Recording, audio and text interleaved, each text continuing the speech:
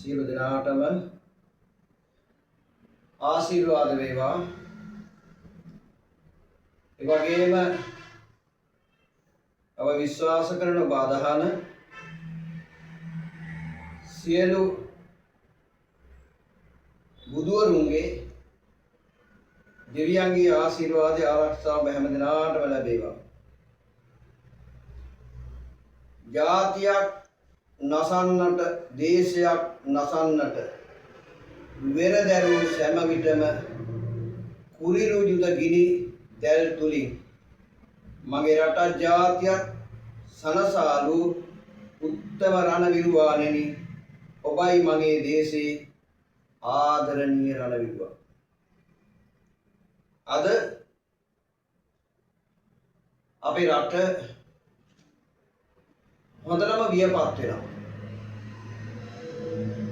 වියපත් කරමින් පවතිනවා. ඒ වගේම දරුණු අගාධයකට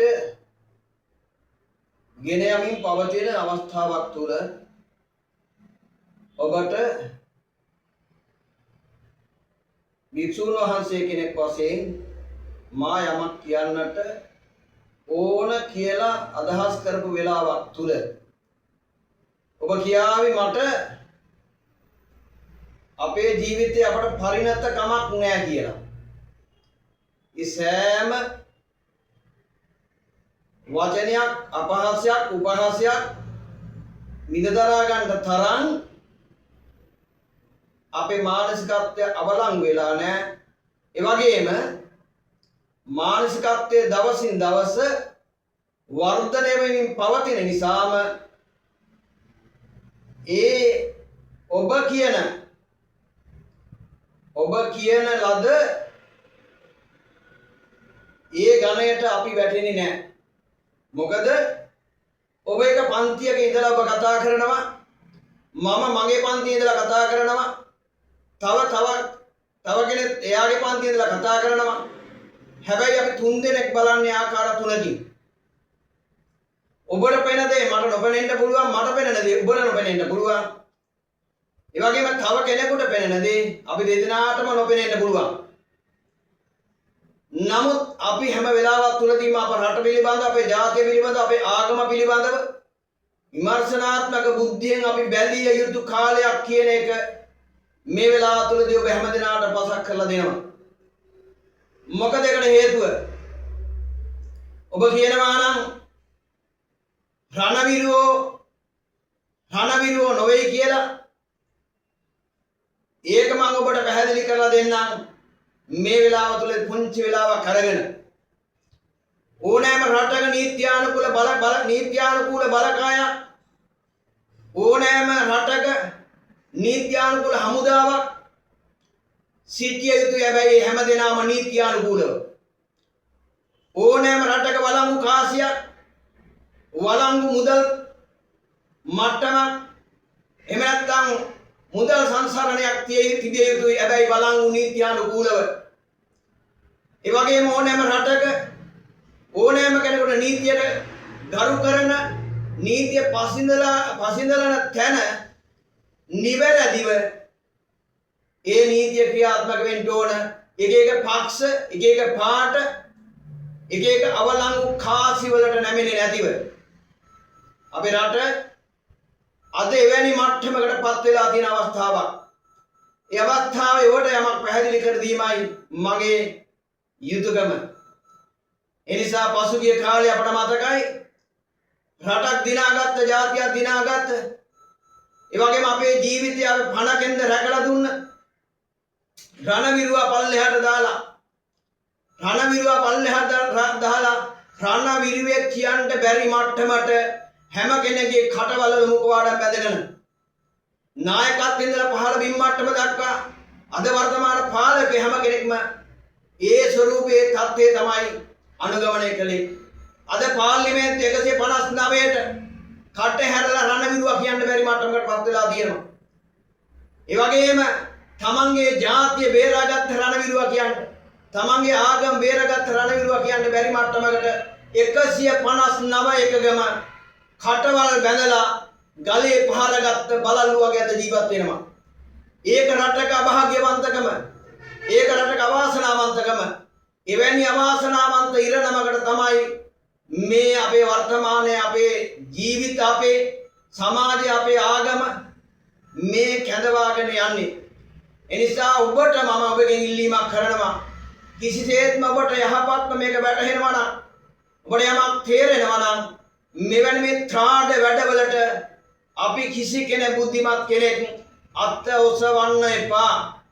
අපිට මතකයි එදා කාලේ, අපි පුංචි කාලේ ඉඳලා, අපි තරුණ කාලේ ඉඳලම මේ රටේ රට විනාශ කරපු, රට විනාශ කරන්න කැපවීමක් කරපු අය කියනවා මේ රටට යම් කිසි විරෝධතාවයන්, ඒ වගේම ස්ට්‍රයික්, ඒ වගේම අනිකුත් ව්‍යාපාරයන් බිහි කළේ අපි කියලා. අපෙන් ඉගෙන ගන්න ඕන කියලා. රටක් විනාශ කරන්න ඉගෙන ගන්න ඕනේ නැහැ. රටක් හදන්න ඉගෙන ගන්න ඕනේ නැහැ. ජාතියක් හදන්න ඉගෙන ගන්න ඕනේ නැහැ. මේ කියන අය හැම වෙලාවක් තුලදී එයාගේ අතීතයේ දිහා බැලුවම මිනි මරලා, බෙලි කපලා, ඒ මැරිච්ච මිනිහා දිහා hina වෙවි බලපු යුගයක් ඒගොල්ලන්ට අමතක වෙලා අද මේ අනියට රටක් හදන්න පුළුවන් කමක් නැහැ. ජාතියකට පණ දෙන්න පුළුවන් කමකුත් නැහැ. කියන දේ කරන්නේ නැති, කරන දේ කියන්නේ නැති අවලං ජාතියක් බවට පත් වෙලා තියෙන වර්තමාන පාලකයෝ. එසා මේ පාලක පන්ති එළවීම සඳහා, මේ පාලක පන්ති මේ මව්බිමෙන් තුරන් කිරීම සඳහා හැම කෙනෙකුටම නැගී හිටින්න ගෞරවයෙන් ආරාධනා කරන අවස්ථාවක්. මොකද ඒකට හේතුව ඉල්මහ විරෝ නම් මේ රට රැකගත් රණවිරෝ ඉන්න ඕන. ඉල්මහ විරෝ කොහෙද? බෙලි කපපු අය ඉල්මහ විරෝද? ජාතියේ බෙල්ල කපපු අය. ඒ වගේම අපේ අනන්‍යතාවය, අපේ ඩෙන්ටිටි කාඩ් එක හොරකම් කරපුව, වත් මුට්ටිය හොරකම් කරපු අය රණවිරෝද? මොන ඉල්විරෝද? ඒගොල්ලෝ ඉල්විරෝ කියලා කට ඇරලා කියන්න පුළුවන් කමක් නැහැ. හැබැයි ඒවා කොම වචන හැම දෙයක්ම අපි දැක්කේ, අපට පේනුනේ ඒව හැම එකක්ම පුස් වචන බවට. ඒ නිසා අපි කවදාකවත් අපට කියන්න පුළුවන් කමක් නැහැ මේ රටේ රණවිරෝ හිටියන රණවිරෝ පමණයි. ඒ නීත්‍යානුකූල රණවිරෝ. නැත්තම් ඉල්මහ විරෝ මේ රටේ නැහැ. ඉල්මහ විරෝ හිටියනම් මේ රට විනාශ කරන්නේ නැහැ. අවුරුදු 50 ගාණක් විනාශ කරුවාට, අවුරුදු 50 ගාණක් විනාශ කරපු ජාතිය අද කතා කරන්නේ මේ සොච්චමක් කරගෙන, සුළුතරයක් කරගෙන, සුළුතරේ හිත් පිනවීම සඳහා, සුළුතරේ අද අපිට වෙන්නේනවානේ ප්‍රාදේශ සභා, නගර සභා මේ ඔක්කොම දිනාගත් හැටි. ඒවා දිනාගත්ත කුපාඩි ගමින් අද එකින් එක පැරදි යනකොට ඒ 100% කියන එකට වැටෙනවාමයි. අපි හැමදාම කියනවා වැඩි කලක් කියන්නට මත්තෙන් අරගලේදා ගෝල් පේස් එකේ පටන් ගත්ත එක නෙවෙයි. අද අරගලේ ගමෙන් පටන් ගන්න උඹලා එලවනවාමයි. එතනට උඹලා සූදානම් වෙන්න. මොකද උඹලා හැම වෙලාවක් තුලදීම සමාජ මාධ්‍ය දිහා බැලුවම උඹලගේ කුහකකම කොයිතරම්ද කියන එක අපට පේනවා. ඒ වගේම උඹලගේ ත්‍රාඩ ගති අපට පේනවා. උඹලගේ මිනි මරු ගති අපට පේනවා. එවන් මිනි මරුවෝ, එවන් ත්‍රාඩයෝ තවදුරටත් මේ සම්බුද්ධ ශාසනයේ පවතින මේ රට තුලට අපට අවශ්‍ය වෙන්නේ නැහැ.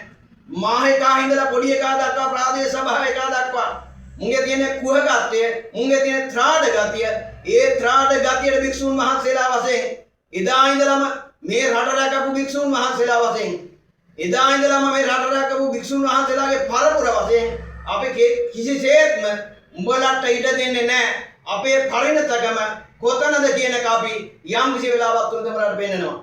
එසා ඒ වෙනකන් බලා හිටපල්ලා හරියට කකුලුවා වතුර ටික රත් වෙනකන් කකුලුවා දඟලිල්ලෙන් බල දඟලන්නේ. එසා සමස්ත ජාතියම ඉල්ලීමක් කරනවා, මුළු රටෙම ඉල්ලීමක් කරනවා. ඒ වගේම විශේෂයෙන්ම භික්ෂුන් වහන්සේලාගේ ඉල්ලීමක් කරනවා. ආගම නසන, රට නසන, ජාතිය නසන මුන් එළවීම සඳහා කවුරුත් නැගිටපල්ලා දැන් උඹලගේ වාරය ඇවිල්ලා කියන එක මතක් කරමින් සියලු දෙනාටම ආශිර්වාද කරනවා. සියලු දෙනාට තුන්වන්ගේ ආශිර්වාද ලැබේවා.